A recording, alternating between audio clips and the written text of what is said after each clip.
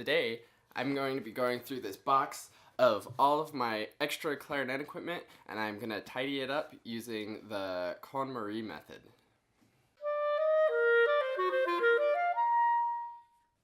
If you enjoy this video, be sure to like and subscribe, leave a comment, and check out the link in the description to officially join the Quick Start Clarinet community, where we have tons of great clarinet information for you. So today, I'm sure you've seen on Netflix or just in general the work of Marie Kondo. She's developed the Konmari method, or maybe more properly pronounced in Japanese, Konmari. I'm going to say Konmari because that's what I'm used to. But her show on Netflix is called Tidy Up. Her book that was really popular is called The Life-Changing Magic of Tidying Up. And she has a very unique process for sort of like going through your things and making your life neater, which she also thinks brings a lot of joy to everything, which is a really awesome philosophy. I'm kind of like a minimalist myself, so I really enjoy it a lot. If you haven't seen the show, check it out or read the book. Or if you don't know anything about it, you could even like just search on YouTube and find a lot of information about it. So today I'm going to be tidying up my extra clarinet equipment. So I have this big box. There's all kinds of different stuff in it. I sort of, you know, as most clarinetists, I collect a lot of equipment because I want to find equipment that works well, but then in the meantime I end up having like a lot of excess, and so far I've sort of just been like shoving everything in this bin, and there's like no rhyme or reason to it. So today we're going to tidy it up. The Konmari method is very, very specific, and her book goes into a lot of detail about it, but the basic principle is you want to find things that spark joy in your life and things that you're really like excited to keep. So by starting with that, then on the other hand, you end up discarding a lot to start with. And the first step is actually to like pull everything out, lay it all out, and then the next step is you hold each item and ask yourself if it sparks joy and sort of like feel what it feels like to be in contact with that item. And if there's no joy, then you thank it for being in your life and discard it.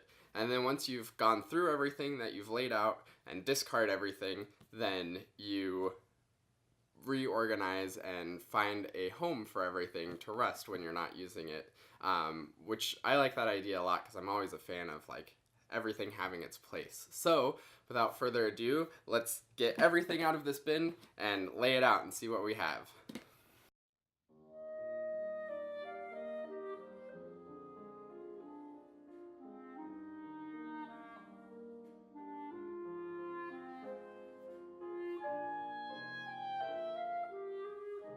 Okay, now that we have everything laid out, I am going to hold each item and see if it sparks joy for me. So, first up I have a appendix of all the sounds that my piano can make. This is great, but I can probably find it online, so thank you for being there for me, even though I may have never looked at it. So that goes in the recycling.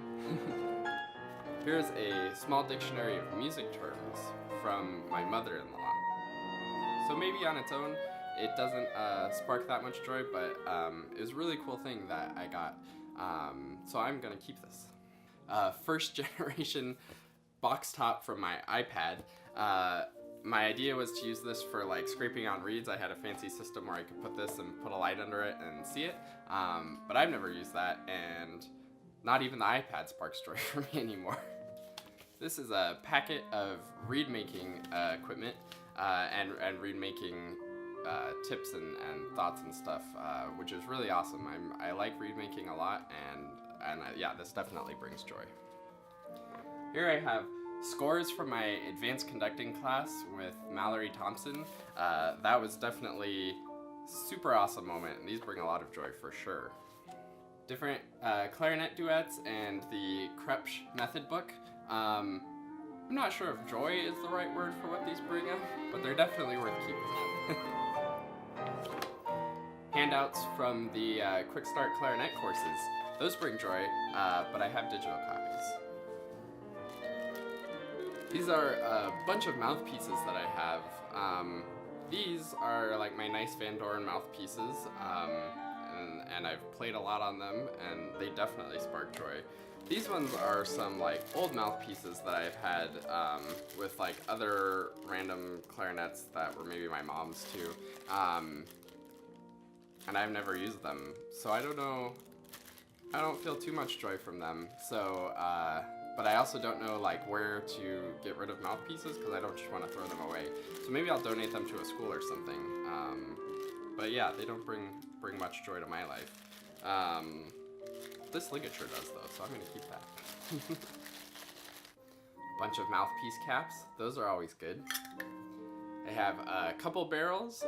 Those are definitely useful and come in handy whenever I need to play in different tuning or something, so I want to keep those. Here I have a plethora of different sandpapers and a nice flat glass for working on reeds, some reed rush and some razor blades. All good stuff for working on reeds, which I've been doing more of lately, so this will definitely be bringing a lot of joy to me in the future. We have swabs. This swab in particular was my very first swab, which I used for like 6 years, like the first 6 years I played. I even got the weight on the end. My grandma put new fabric around it because it was starting to show, and even now it's already starting to peek through again, if you can see that. So this is a very special memento, or has lots of memories for me, so that's definitely bringing a lot of joy. This one's actually my wife's, so I can't get rid of that or else I'll be in trouble. And this is a brand new one, which will be good to keep too. A lot of times I have students who don't have swabs, so this might be a good gift for a student sometime. For all of you out there who are beginning clarinetists, get a swab, run it through your instrument every time you're done playing, because you don't want nasty things growing in your instrument, trust me. This is a harmonica in my clarinet box, which is interesting, but it is a nice harmonica that I got from my grandparents, and it actually like plays in tune and stuff, so you know, an in-tune harmonica, you have to keep that. It does definitely bring joy. Maybe I should keep it not in my clarinet box though, so we'll see about that one. Hercules bag that my Hercules stand came in to hold. I've never used this before. I always keep it in my backpack, and the shape of this bag isn't like really usable for very much either, so that's definitely gonna have to be discarded, at least from my clarinet box. Here's a little like do-it-yourself repair kit. I really enjoy practicing repairing on like some of my older instruments, so this definitely is bringing a lot of joy. These are dampits that you put in the case for like some humidity in your case. It's important to like maintain good humidity levels in your case so the wood doesn't crack if you have a wooden clarinet. But actually when I was using this was like the only time that I've ever gotten a crack, so I don't use them anymore. So I think I'm gonna have to discard these because they bring cracks to my clarinets. That's not good. This is a humidity indicator for a Van Doren reed case, which I do have, but I rarely use it, so maybe I'll change it out once more, and then I think I'm gonna discard these. And this is a reed vitalizer, which I actually haven't tried before, but I've been like trying to take better care of my reeds lately, so I think I am gonna try this and see if I like it. A piccolo attachment for my Hercules clarinet stand. I don't think I'm ever gonna play piccolo, so that one's gonna be a discard. I have two empty Baton ligature cases because my Baton ligatures are in use right now on my clarinets, and I think they'll probably always be in use on a clarinet, so I don't think I need to keep the cases anymore, even though these are nice cases for keeping your ligatures from getting misshapen at all, which is important, but I think mine are going to be staying on mouthpieces for the foreseeable future at least, and the case isn't bringing much joy.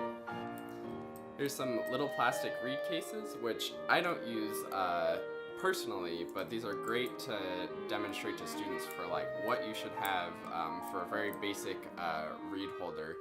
It has the two sides, so you can have some rotation to it, and if you have two of them, then you have four reeds that you can rotate through. A bag of Q-tips for cleaning out my mouthpiece. I don't think these need to be in my clarinet box anymore. I have some plastic baggies and reed water containers.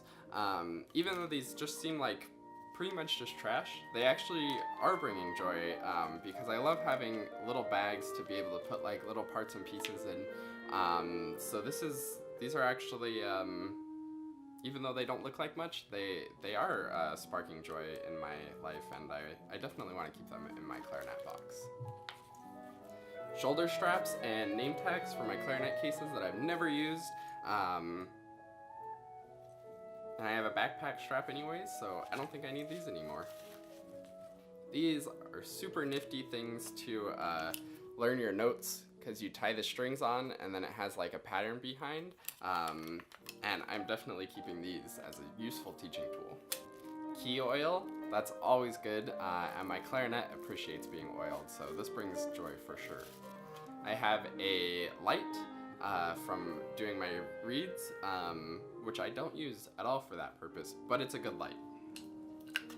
My conducting baton for my awesome conducting class, that's definitely bringing joy. And so many reeds.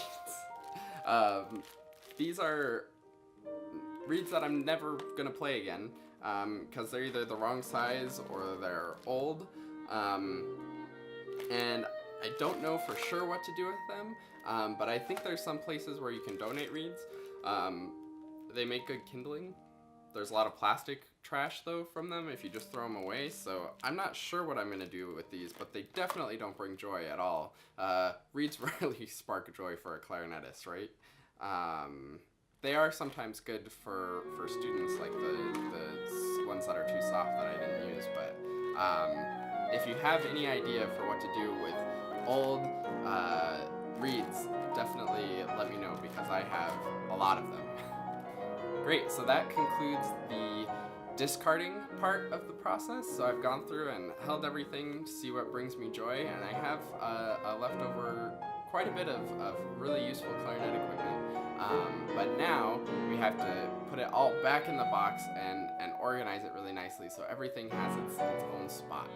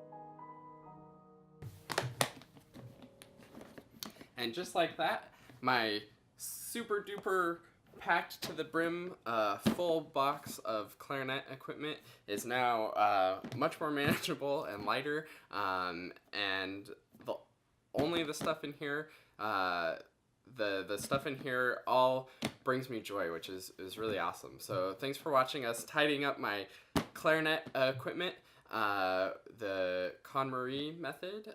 If you've enjoyed this video, like, comment, and feel free to do some more research about the Konmari method, because it's really a lot of fun and really different than the traditional tidying up that I've done before. So thanks so much for watching. I hope you've enjoyed, and I'll see you in another video.